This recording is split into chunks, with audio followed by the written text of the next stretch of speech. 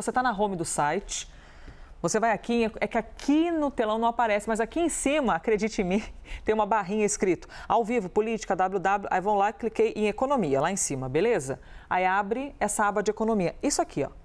Programa para declarar imposto de renda 2025 será liberado hoje, veja onde acessar.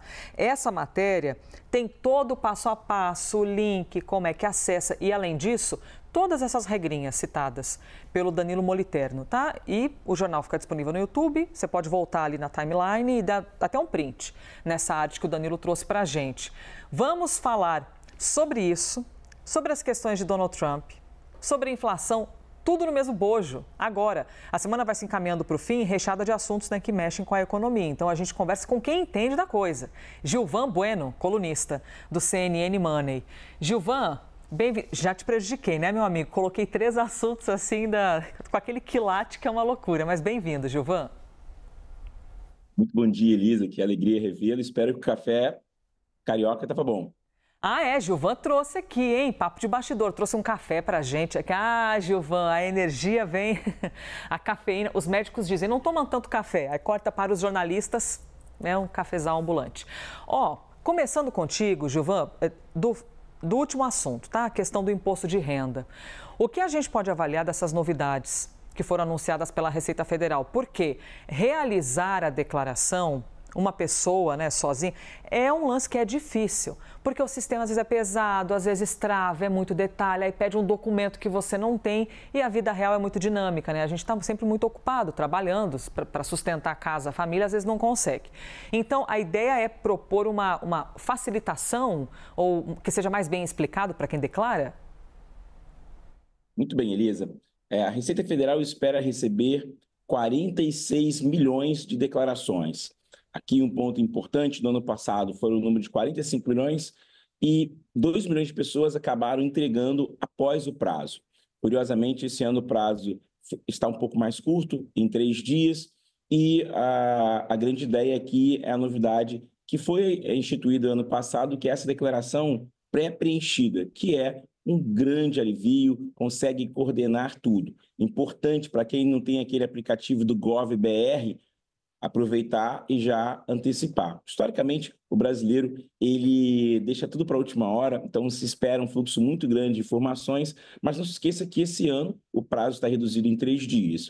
Como é que funciona a ideia da restituição? Vai começar logo em maio, nosso amigo querido explicou super bem aqui, mas um ponto importante é que 60% dessas 46 milhões receberão restituição, 21% vai ficar ali não tendo muita coisa para ter direitos a receber. Então, a grande ideia é o quanto antes você fizer. As novidades são muito para aqueles prestadores que são autônomos, então médicos sempre estão passando ali para um momento de entender melhor de cruzamento dos dados. E você fez uma brincadeira antes de eu entrar no ar aqui, que foi importante. Cada vez mais a Receita está se especializando em pegar receitas que às vezes não são apresentadas. Então, muito cuidado, porque hoje tem muito cruzamento, principalmente com as nossas fiscais eletrônicas. Então, é importante não cair na malha fina, que é o maior desafio aqui. Para depois não ter problemas, né? E os problemas na Receita que podem gerar vários outros problemas, bloqueios e coisas de sistema até de serviço público. Gilvan, para aproveitar teu tempo, eu queria fazer outra pergunta sobre declaração de imposto de renda, mas estou fazendo aqui a matemática mental da âncora, vou trazer já a inflação. Até vou pedir a gentileza da gente usar novamente a arte que nós expusemos agora há pouco, tá? Que mostra ali os pratos e o que mais aumentou e o que reduziu. A inflação tem conexão direta, né, Gilvan, com as questões de que maneira vai ser lidada a taxa básica de juros, né, a Selic. Tá aí a imagem. Prato feito, inflação dos itens acumulada em 12 meses.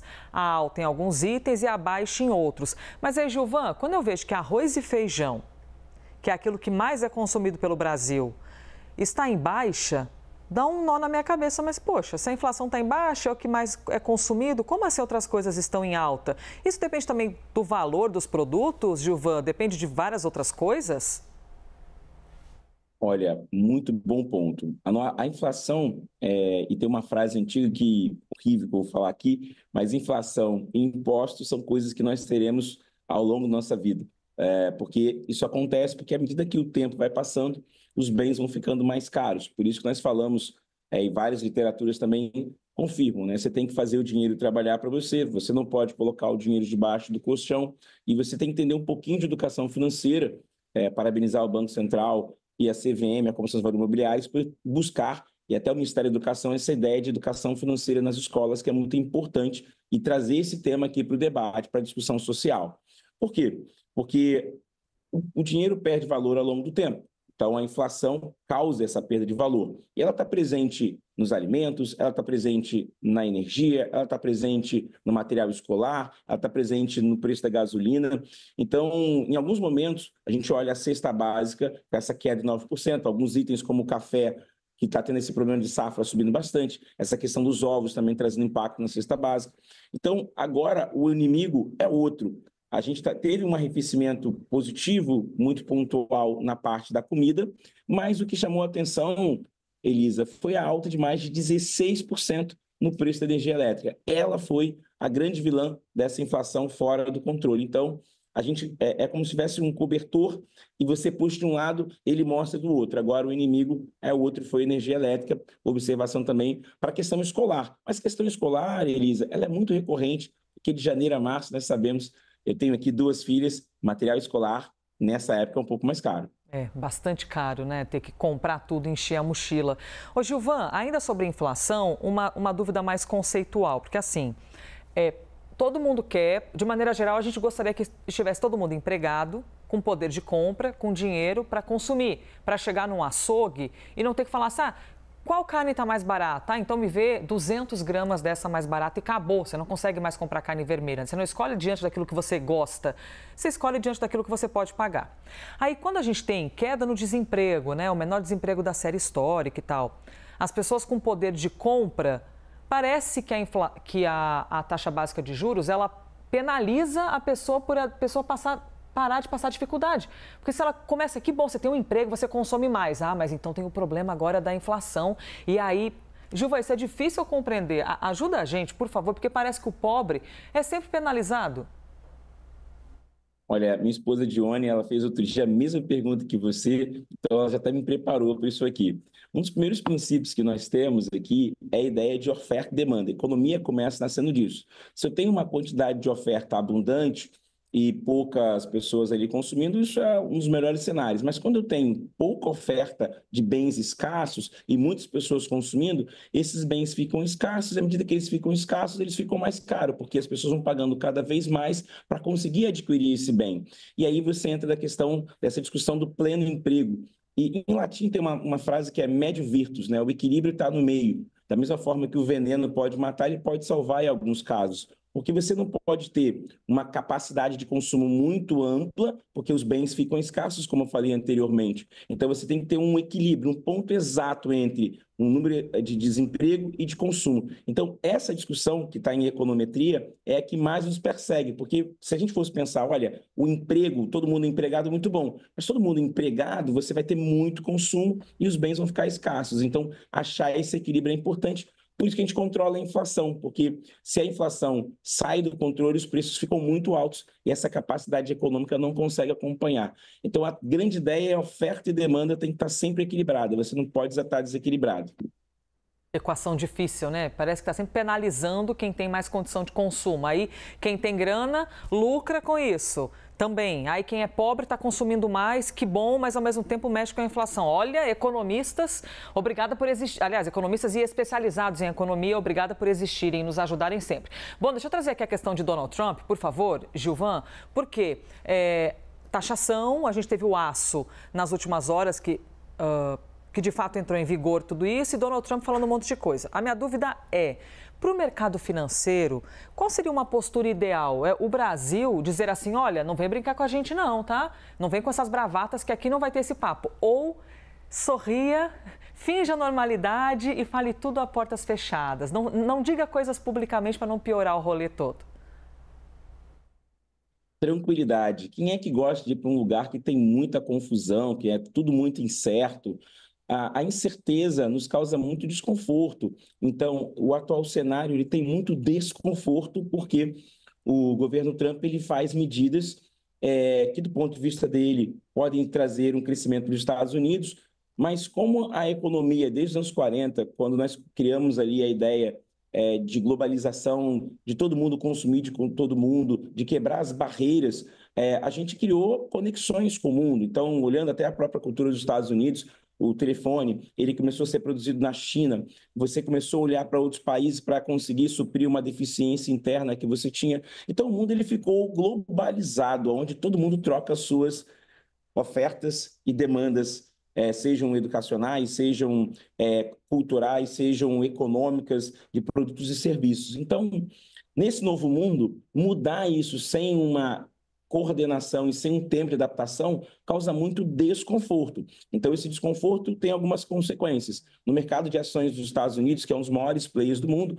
mais de 4 trilhões de dólares foram destruídos por essa incerteza. Várias empresas tiveram sua desvalorização, alguns empresários paralisaram seus projetos de investimento, isso acaba não gerando emprego, e um alto desemprego você vai ter consequências em termos de violência. Então, a discussão aqui é que as tarifas estão sendo impostas e não estão tendo tempo de adaptação para que os países e as empresas construam estratégias que consigam estar ali participando. Queria aqui aproveitar e parabenizar o IPEA, que fez um estudo muito importante falando sobre essa tarifação do aço, no qual ele mostrou que o impacto não vai ser de arredondando aqui, a 2% no nosso PIB, não vai ser um impacto tão grande. E queria também lembrar que a diplomacia ela é muito importante. Então, a gente tem na diplomacia duas culturas, o hard, soft e o soft de você fazer essas negociações.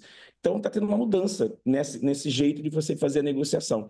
Então, isso acaba trazendo muito volatilidade. Aí, para quem está investindo, colocando seus recursos para trabalhar a seu favor, tendo essa oportunidade, entendendo de educação financeira, ele vai entender que o preço das ações ficam desfavoráveis, elas começam a ter o seu lucro, a projeção do seu lucro futuro um pouco menor, você vai ter impactos na parte de custo das empresas, porque as empresas vão ter mais custos para fazer, por exemplo, essa gestão, então isso acaba penalizando as ações. No campo da renda fixa, que é o investidor conservador, que está olhando para esse cenário, os juros altos é ótimo para os investidores que têm essa oportunidade de ter um juros de 2 dígitos. Só para lembrar, uma taxa de 15% ao ano faz o capital dobrar em 5 anos. A gente está muito próximo disso. E na parte de dólar, quando a gente tem essa incerteza, ele fica muito volátil.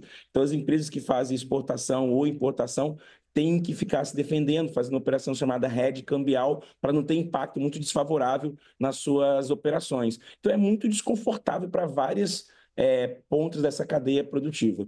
Gilvan, olha, e você que nos assiste, atenção, hein? Uma grande coincidência aconteceu agora, porque a gente está tratando desse lance da postura Brasil e Estados Unidos e, minutos atrás, o presidente brasileiro postou uma mensagem sobre esse assunto. Olha lá, e se eu não me engano é a primeira vez que, assim, oficialmente, publicamente pensado, ele tem uma postagem como essa. Reciprocidade e diálogo são princípios que devem nortear a relação entre países. O Brasil é e vai continuar sendo dos brasileiros. Postagem feita neste instante pelo presidente da República. Eu até cacei aqui, Gilvan, 5,83 o dólar neste momento. Não sabemos como é que vai fechar o dia. E para ver quais são os efeitos dessa fala do presidente da República. Ou seja, oficialmente, mas com um tom ali de diplomacia, né? Reciprocidade, que ele já citou isso em outros momentos. Não tem problema. A gente vai tratar vocês como vocês nos tratam. Então, reciprocidade é assim, o Brasil é nosso e vai continuar sendo dos brasileiros. Fala importante, hein? Muito importante. A gente tem que lembrar muito da nossa audiência que no primeiro governo do Donald Trump, essas concessões aconteceram. E ontem o ministro Haddad fez uma fala muito interessante de que é o seguinte, lá atrás nós também negociamos cotas em alguns itens que eram exportados e nós tivemos sucesso. Então, a história de negociação no Brasil, ela acontece. A gente está presente na OMC, a gente tem participando de alguns acordos comerciais. No final do ano passado, a gente conseguiu desenhar um acordo e chegar a um consenso entre Mercosul e União Europeia. O Brasil tem conseguido fazer esses acordos nos últimos anos. Então, é um princípio básico, até o Instituto Rio Branco fala muito sobre isso, o instituto que forma os nossos diplomatas, que o diálogo é a parte mais importante. Então, nós estamos abertos aqui, e ontem a postura do ministro falando sobre isso foi muito importante. E existe um diálogo da nossa parte. Então, é aquela velha história. Quando um não quer, dois não brigam. Então, sempre tem que ter a ideia da conversa.